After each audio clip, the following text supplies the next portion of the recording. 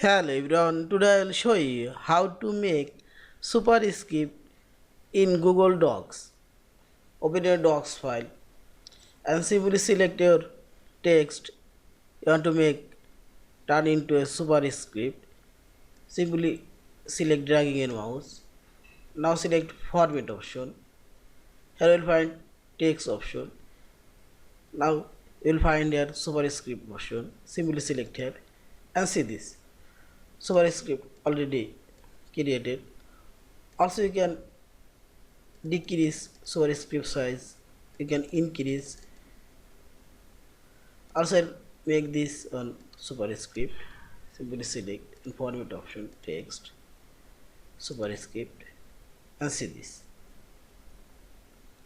Same I will make this on superscript text and superscript. Also you can change superscript color, increase or decrease superscript size.